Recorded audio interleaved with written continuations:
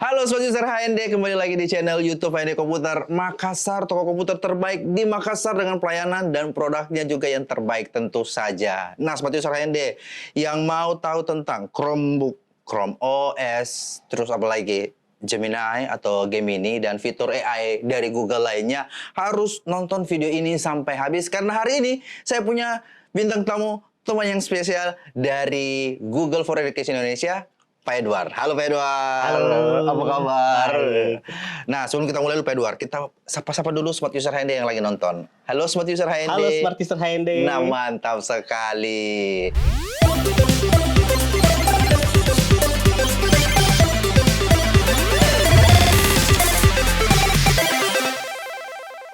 Nah, Pak Edward, sebelum saya masuk ke pembahasan soal Google dan Chromebook, saya mau penasaran dulu dengan jenjang karirnya Pak Edward.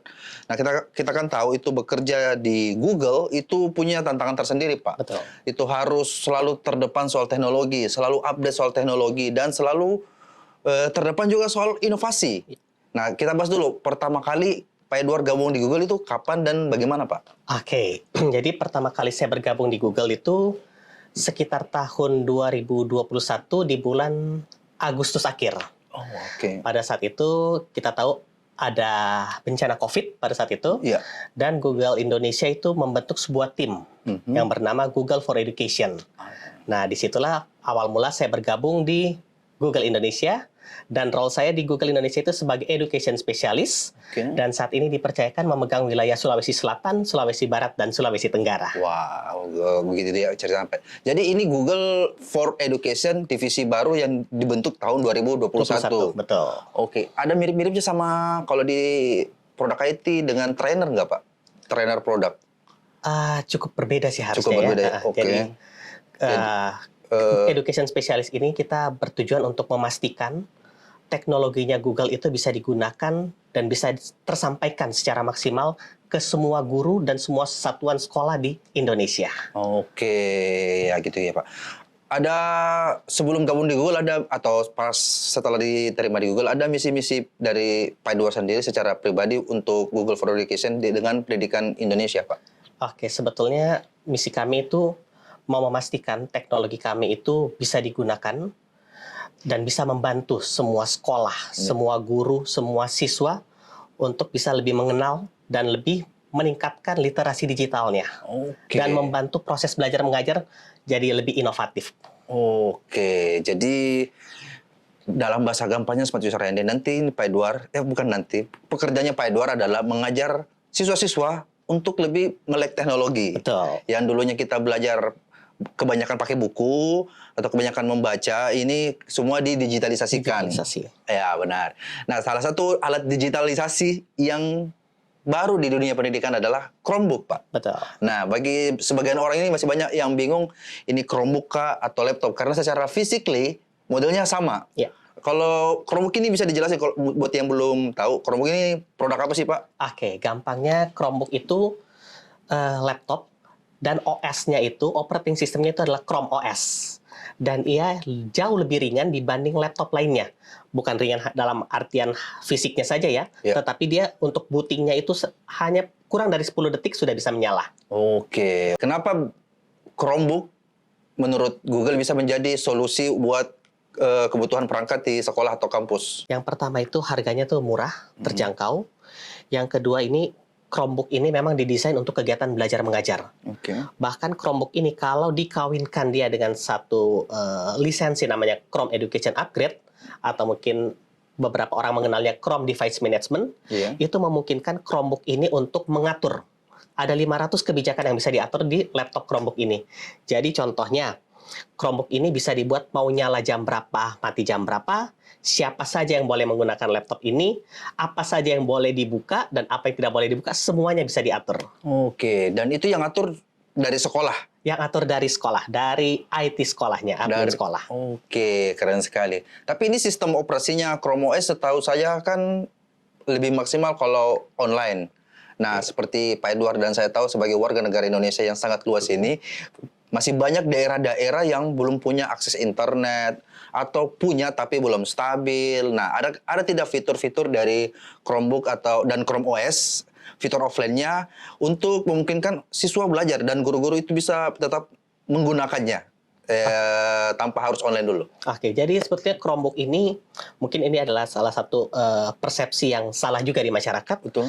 Chromebook ini bisa digunakan pun secara offline pun sangat memungkinkan, sangat bisa digunakan. Bahkan menariknya lagi, pada saat kita mengerjakan secara mode offline, begitu tersambung dengan internet, hasil kerja kita langsung terhubung dengan cloud, tersimpan otomatis langsung. Oke, jadi fitur-fitur atau aplikasi yang kita kenal di Windows atau di Google sekarang itu bisa digunakan secara offline. Secara offline. Nantinya kalau seandainya sudah dapat akses internet, kerjaan-kerjaan sebelum kita akan otomatis terupdate di cloud-nya di Chromebook atau Chrome OS punya sekolah. Ya, betul. Oke. Jadi Smart User HND, Chromebook atau Chrome OS itu secara fisik memang mirip laptop. Tapi kalau operasi sistem itu yang biasanya kita lihat di laptop itu pakai Windows, ini pakai Chrome OS. Lebih ringan, lebih aksesnya lebih gampang karena pakai Chrome OS yang basically itu mirip dengan Android ya, Pak Edward. Jadi harusnya kalau saya dari pandangan pribadi, siswa atau Gen Z atau Gen Alpha lebih cepat memahami karena di rumah kan masih sering pakai Android. Ya. Harusnya pindah ke laptop itu harusnya lebih gampang. Lebih gampang, betul. Karena kurang lebih cara kerjanya kurang lebih sama. Iya, Play Store-nya juga ada kan, Pak? Ada Play Store-nya juga. Play Store-nya juga. Terus cuma kekurangannya mungkin untuk fitur-fitur game download gamenya itu tidak ada di Chromebook. Atau bagaimana, bisa Pak? bisa dibuat tidak ada. Oke. Nah, bisa diatur karena memang laptop ini memang kami didesain untuk kegiatan belajar mengajar. Jadi untuk mungkin fitur bermain game itu bisa dihilangkan oleh adminnya. Dan itu wewenangnya tetap ada di admin sekolah. Admin sekolah. Wah, jadi semua wewenang itu diserahkan ke sekolah. Bayangkan, yang dulunya laptop-laptop guru atau laptop kepala sekolah atau komputer-komputer lab lah yang sudah terkunci sepaten begitu oleh Windows. Nah, sekarang itu punya Chromebook yang Chrome OS itu semua wewenangnya, semua settingan itu pun harusnya itu settingan backdoor, Pak ya. Kalau settingan istilah teknisnya kan itu fitur-fitur backdoor yang dulunya hanya dipunyai atau dikuasai oleh teknisi-teknisi tertentu. Nah, ini diajarkan dan diserahkan sepenuhnya ke pihak sekolah. Pihak sekolah, betul Jadi sekali. kita bisa atur bagaimana settingan terbaik Chromebook dan Chrome OS untuk keperluan sekolah masing-masing. Betul. Oke. Nah, kekhawatiran guru-guru itu adalah Pak Edward, apalagi teman-teman guru kita yang berada di daerah-daerah yang jauh dari pusat perkotaan itu adalah merasa harus terbebani kerja lagi, harus belajar lagi, harus memindahkan data dari device lama ke device yang baru, khawatir dokumennya bisa hilang atau tidak support, atau bingung dengan aplikasi terbaru. Nah, sehingga butuh waktu untuk beradaptasi dengan perbedaan program dan OS dengan yang sebelumnya. Kita mulai dulu dari program sederhana nih, Pak. Karena Chrome OS kan garis besarnya sudah tadi. Nah, program sederhana yang paling sering dipakai guru-guru. Microsoft Office yang dipunyai Windows. Di Google punya namanya Google Docs. Google Dokumen, betul. Sheets dan Slides. Apa persamaan dan keunggulan aplikasi Google Workspace dibanding kompetitor, Pak? Oke, yang pertama menggunakan apps-nya Google itu semua sudah tersedia. Tersedia secara gratis dan bisa langsung digunakan. Oh ya. Jadi kita tidak perlu download lagi karena semua sudah ada. Sudah ada kami sebutnya biasa di titik 9, kalau kita masuk ke Chrome ada di sebelah kanan atas. Oh iya, betul, pasti orang tahu itu titik 9. Semua ada di situ aplikasinya Google. Yang membedakannya dengan kompetitor, kami di Google sangat kuat di fitur kolaborasinya. Di fitur kolaborasinya sehingga guru-guru atau siswa bisa bekerja bersama-sama secara real time di satu lembar kerja yang sama. Menarik. Nah, fitur kolaborasi ini sangat menarik dan pun saya pernah lihat di kantor-kantor pun sekarang kan kantor-kantor swasta kan kebanyakan Gen Z. Gen Z ini saya lihat lebih suka pakai Google Docs. Saya kan masih milenial ini, Pak. Kita sama milenial yang zamannya Microsoft Office yang harus copy data baru bisa kolaborasi kerjaan. Nah, sekarang kan kebanyakan orang pakai Google Docs di swasta ataupun di pemerintahan. Itu fitur kolaborasi salah satu fitur yang sangat menarik buat saya. Nah, bagaimana cara praktis bagi guru dan siswa untuk bisa mengerjakan dokumen yang sama secara real time tanpa perlu email atau kirim pesan singkat lagi, Pak? Jadi sekarang itu zamannya kita berkolaborasi, kita harus selalu berkolaborasi. Cara menggunakan fitur kolaborasi pun sangat mudah. Yang penting yang pertama tuh tahu alamat email rekan yang akan diajak kolaborasi. Hanya itu saja. Lalu tombolnya sebetulnya ada di sebelah kanan atas, namanya tombol share. Iya. Nah, begitu kita klik tombol share itu, fitur kolaborasinya sudah bisa bekerja langsung. Dan kalau zaman dulu mungkin kita sering berkirim-kirim file. Iya. Nah, zaman sekarang itu kita berkirim link. Berkirim link. Jadi hanya satu link dan satu lembar kerja kita bisa berkolaborasi bersama. Pada saat kita kirim link itu, Pak, kirim link kolaborasi, apakah di email tujuan kita itu akan muncul notifikasi atau kita harus mengingatkan lagi ke teman kolaborasi kita bilang, ada saya kirim link itu boleh tolong lihat. Nah, itu mungkin zaman dulu ya. Kalau zaman sekarang itu secara otomatis langsung masuk juga ke emailnya kita. Kalau ada seseorang yang mengajak kita berkolaborasi di file tersebut. Jadi ada pengingatnya di email. Oh, ada pengingatnya di email. Jadi tergantung lagi dari email tujuannya, notifikasinya dinyalakan atau tidak. Betul. Percuma kita kirim notif kalau tidak dinyalakan. Dinyalakan juga tidak. Ujung-ujungnya kembali aja ke cara kuno. Iya. Harus saya kirim link. Oke, berikutnya Pak Edward. Buat yang belum tahu, Google Docs, Sheets, dan Slides ini apa? Kalau yang dulu kan familiar orang Word, Excel, dan PowerPoint. Nah, kalau Docs apa, Sheets apa, Slides apa? Jadi kalau Google Dokumen itu sebetulnya kurang lebih kalau di kompetitor kami itu sama seperti Microsoft Word untuk mengetik-mengetik. Lalu Google Spreadsheet atau Google Sheet adalah kalau di kompetitor kami seperti Excel, yaitu yang tabel-tabel untuk mengolah angka. Dan yang terakhir itu Google Slide. Google Slide itu adalah untuk membuat presentasi kalau di tetangga itu namanya PowerPoint. Dan semuanya itu sudah tersedia gratis di akunnya masing-masing. Saat ini mungkin kita mengenal akun yang banyak orang pakai yaitu akun Gmail. Kalau akun Gmail itu adalah akun publik yang disediakan untuk umum. Semua sudah tersedia. Kalau untuk sekolahan ada lagi yang menarik nih. Apa itu, Nah, Pak? kalau untuk sekolahan itu kami menyiapkan yang namanya Google Workspace for Education edisi fundamental yang bisa kami berikan ke sekolah-sekolah secara gratis. Maksudnya apa itu, Pak Edward? Nah, ini kalau workspace secara fundamental, itu sekolah-sekolah boleh mengajukan ke Google untuk memiliki akun spesial yang dimana keamanan datanya jauh lebih bagus dibanding akun Gmail biasa, dan pengontrolannya itu ada di pihak sekolah. Jadi dia berbentuk email ini, Pak, ya, yang fundamental. Ya, betul. Jadi mungkin ada sekolah alpha@sch.co.id. Dia belakangnya @sch.co.id. Nah, ini email fundamental khusus yang bisa di-request oleh pihak sekolah. Ini harus di-request, Pak, ya? Bukan harus di-request. Harus di-request. Jadi buat pihak sekolah yang sudah punya Chromebook atau baru rencana mau beli Chromebook, itu kalau saya, Pak Edward menyarankan lebih bagusnya request itu fundamental. Google Workspace for Education yang edisi fundamental dan itu gratis. Ya, dan gratis agar semua Chromebook dan Chrome OS itu bisa dipantau langsung oleh pihak sekolah. Betul. Siswanya lagi ngapain, lagi buka website apa, ngerjain tugas atau tidak, itu langsung terpantau di fundamental dari Google.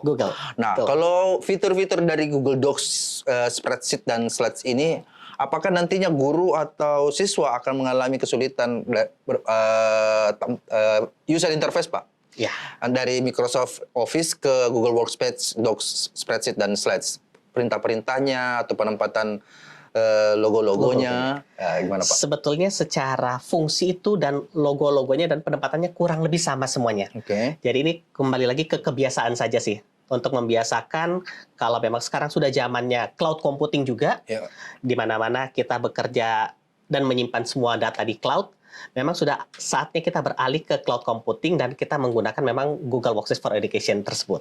Kalau termasuk formula Excel-nya juga? Kalau formula Excel kurang lebih mirip-mirip. Bahkan kalau kita menggunakan Google Spreadsheet, begitu. Kalau biasa kan kalau kita memasukkan rumus kan sama dengan kalau di Excel ya. Harus ngapal-ngapal. Betul. Kalau kita di Google Spreadsheet, itu begitu kita klik sama dengan, biasa sudah ada ini nih.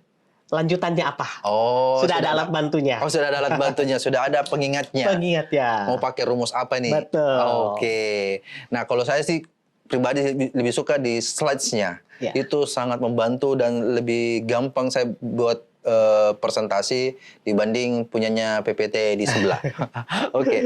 Dan kalau di Microsoft Office juga kan, kalau kita atau user beli yang versi terpisah. Ya. Itu Microsoft Office 365. Kalau user beli Microsoft Office 365 itu kan ada biasa free-nya. Free Cloud OneDrive 1 tera. Kalau di Google Workspace ada tidak fitur seperti itu, Pak? Kalau Google Workspace ini karena memang ini boleh dikatakan ini kami mau membantu sekolah-sekolah di Indonesia supaya lebih melek teknologi, siap bertransformasi. Untuk Google Workspace for Education ini, kalau sekolah mengajukan ke Google untuk mendapatkan akun Workspace ini, kami memberikan kapasitas drive itu sampai 100 terabyte. Itu 100 secara gratis. Dan ini juga di-request, Pak, ya? Dari sekolah? Betul. Oke. Jadi itu semua kelebihan-kelebihannya dari Google Workspace, Mas User HND. Kalau dulu di Microsoft Office kita semuanya serba manual, di Google Workspace itu ada fitur kolaborasinya, terus user interface-nya atau menu-menunya juga sama, terus dapat hadiah.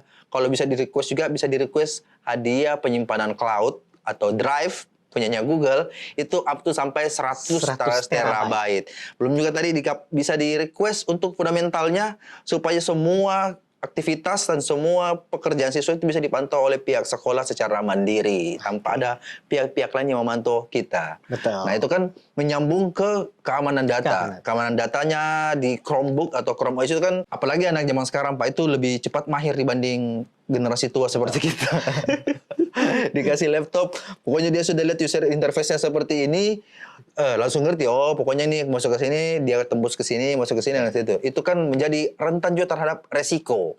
Seberapa jauh kendali yang dimiliki sekolah melalui sistem Google untuk memastikan perangkat ini benar-benar dipakai untuk belajar, bukan untuk keperluan pribadi para siswa? Oke.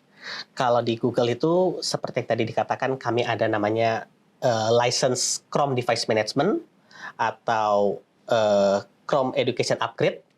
Nah, itu adalah license untuk mengontrol sebetulnya, untuk mengendalikan laptop ini digunakan untuk apa. Jadi semua pengontrolannya ada di situ semuanya. Dan terkait untuk keamanan data, apalagi sekolah, guru, murid sudah menggunakan akun Google Workspace for Education, secara keamanan data itu sangat jauh lebih bagus dibandingkan kalau sekolah yang masih menggunakan akun Gmail biasa.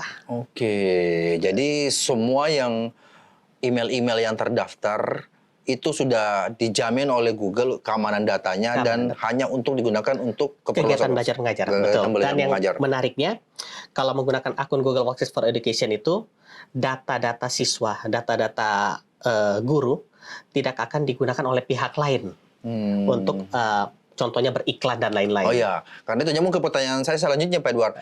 Bagaimana cara Google menjaga privasi siswa dan guru-guru agar tidak tercampur dengan iklan-iklan pop-out?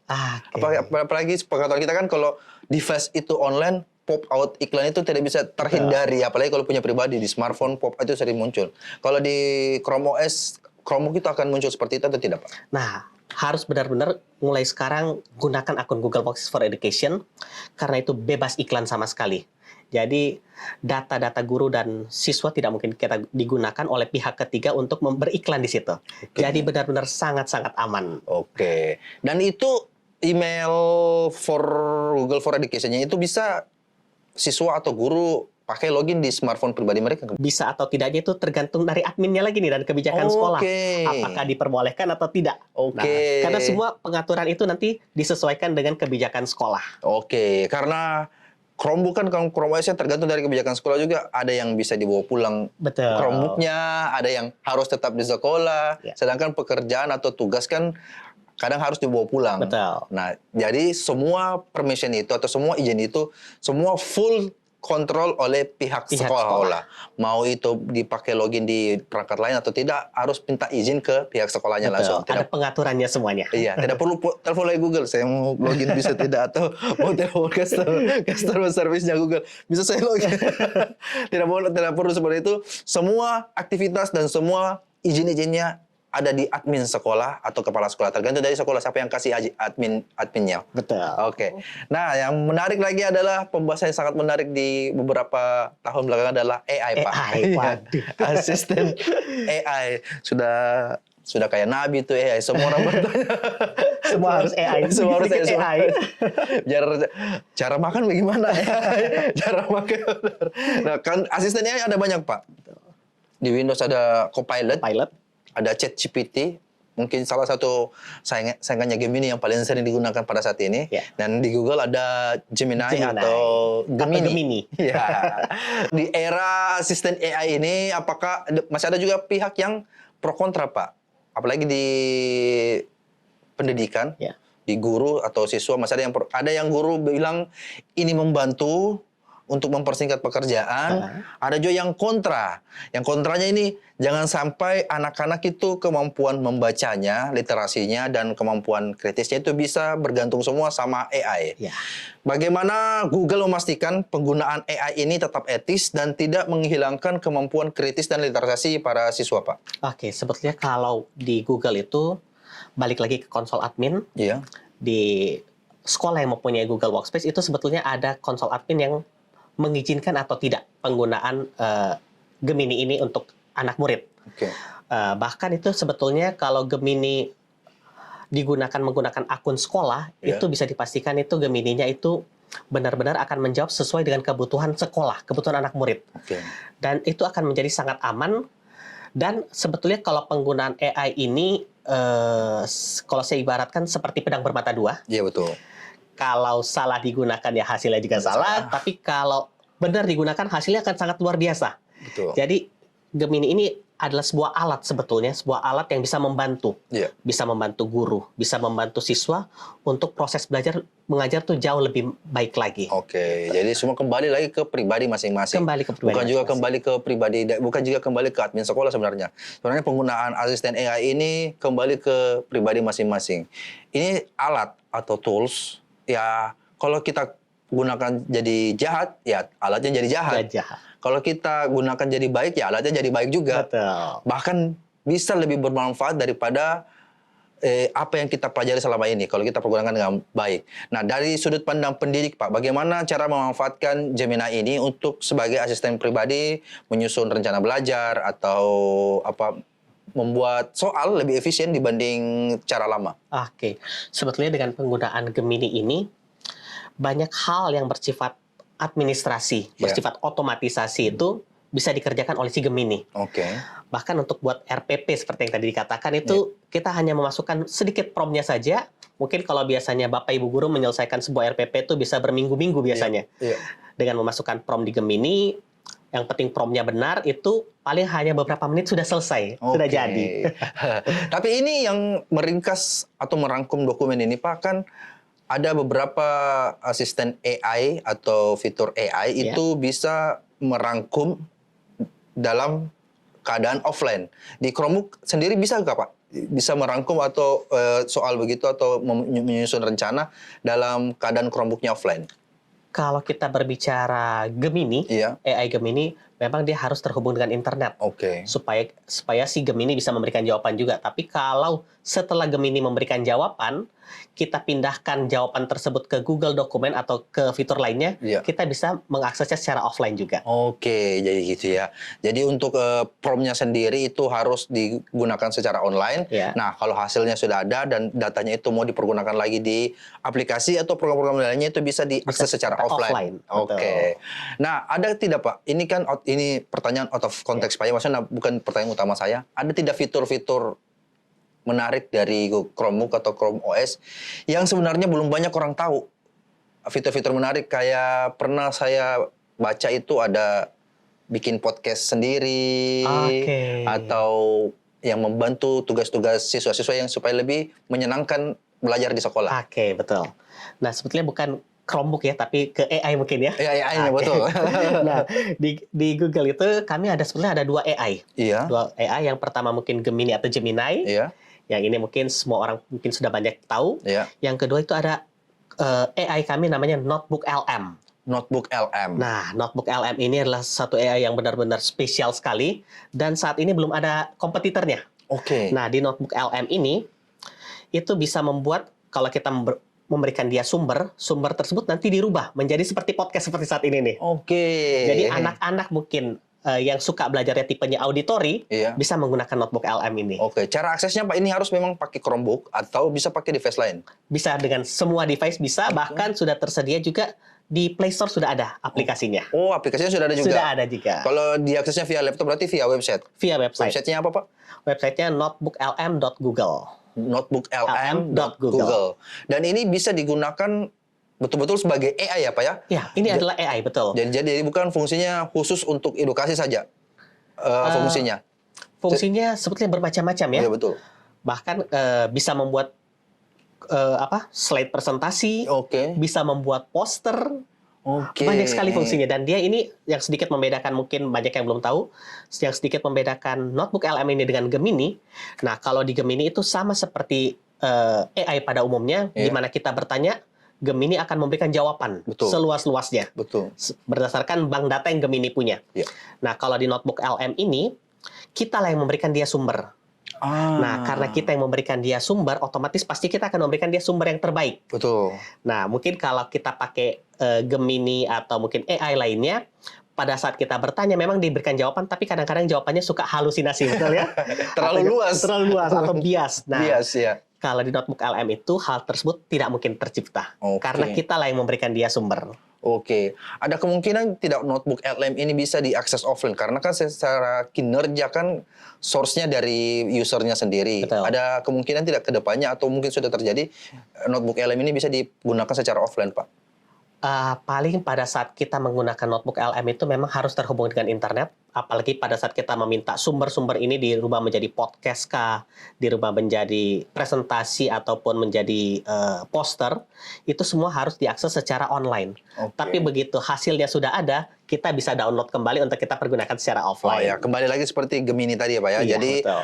Pengerjaannya itu harus online. Nanti setelah hasilnya ada, terus mau diperbanyak lagi atau mau ditambahkan lagi pekerjaannya itu bisa diakses secara offline. Nah, obrolan saya sama Pak Dori itu membuka mata dan perspektif baru soal teknologi yang seperti saya bilang tadi, manusiawi. Jadi kalau kita gunakan jahat bisa jadi jahat, mau kita gunakan baik pastinya jadi lebih baik. Untuk sekolah atau guru yang baru ingin memulai transformasi digital ini, Pak, bagaimana langkah kecil pertama yang mereka lakukan agar mereka tidak merasa terlalu kewalahan? Pertama, paling gampang beradaptasi itu coba menggunakan mulai cloud computing, ke arah cloud computing. Yang paling dasar saja dulu pergunakan drive-nya. Media penyimpanan drive. Jadi mungkin selama ini Bapak Ibu guru mungkin menyimpan materi ajarnya di laptop. Nah, jika mungkin laptopnya tiba-tiba rusak, takutnya kan materi ajarnya di laptop itu kan hilang ya. Nah, kalau sudah mulai disimpan di cloud computing, di cloud, di drive-nya, itu pasti aman. Yang penting akunnya tidak dihack. Mulai dari langkah kecil itu, menggunakan drive-nya. Setelah mungkin sudah terbiasa bekerja secara cloud computing, coba mulai menggunakan tools-tools Google lainnya, seperti mungkin Google Dokumen, Spreadsheet, Slide, dan lainnya. Sepengetahuan Pak Edward, ini kan Pak Edward tadi kan untuk wilayahnya kan di Sulawesi Selatan, Barat, dan Tenggara. Dari seluruh total sekolah yang ada di 3 provinsi itu kira-kira sudah berapa persen sekolah yang menggunakan Chromebook, Pak? Sebetulnya kalau yang menggunakan Chromebook itu sudah hampir sekitar 80-an% ya harusnya ya. Karena beberapa tahun belakangan ada bantuan Chromebook dari pemerintah juga. Iya, Pak, betul, saya tahu itu. Dan itu sudah tersebar dari Sabang sampai Merauke. Jadi sebelum dipakai, sebelum dibuka, kepala sekolahnya sudah duluan, sudah penasaran duluan mau pakai apa. Jadi ini lebih gampang, Pak. Ini kan anak SMP kan di rumah pakai Android. Ini Chrome OS, jadi harusnya lebih gampang. Gitu, Pak ya. Gitu. Jadi sekitar sudah 80%. Nah, di antara 80% itu kan ini curhatnya kemana, Pak? Dari 2016 itu memang langsung curhatnya ke Google for Education atau langsung ke pihak penyelenggara pengadanya itu waktu kalau ada sesuatu dari Chrome OS atau Chromebook yang mau ditanyakan dari pihak sekolah? Nah, pada saat tahun 2016 itu memang belum ada tim Google for Education. Google for Education baru terbentuk di 2021. Pada saat mungkin lagi masif-masifnya pengantaran Chromebook. Bahkan kami membantu mulai dari pemerintah kota, kabupaten, dinas pendidikan, hingga sekolah-sekolah, bahkan guru-gurunya. Bahkan kami sudah sering mengadakan pelatihan-pelatihan juga terkait bagaimana penggunaan laptop Chromebook ini dan bagaimana penggunaan akun Google Workspace yang ada di sekolahan. Kalau soal tadi pelatihan-pelatihan ini, apakah itu bagian dari job desk atau bagian dari perencanaan Google for Education, atau pelatihan ini bisa di-request oleh sekolah-sekolah tertentu untuk Pak Edward kira-kira datang ke sana untuk melakukan pelatihan? Oke, yang pertama itu kadang-kadang memang ada daerah yang merequest untuk diadakan pelatihan untuk guru-gurunya, ataupun kalau sekolah-sekolah mau request dibuatkan pelatihan, silahkan. Oke. Kami bersiap membantu sekolah-sekolah tersebut. Hubunginya di mana itu, Pak? Menghubungi saya boleh kasih nomor? Boleh. Oke, menghubungi saya bisa di nomor di bawah sini ya. Iya. Kalau tidak mau repot, datang ke HND Komputer. Ya, betul. Bisa dengan HND Komputer juga. HND Komputer. Nanti situ saya nonton podcastnya, kamu mau pelatihan Chromebook, bisa tolong dihubungi Pak Edward datang ke sekolah kami. Nah, nanti HND Komputer yang menjembatani kebutuhan sekolah Bapak Ibu bisa langsung mendatangkan Pak Edward ke sekolahnya melakukan pelatihan. Iya. Dan itu ada dikenakan biaya nggak, Pak, untuk Itu pelatihannya? semuanya gratis. Oh, gratis. Free of charge.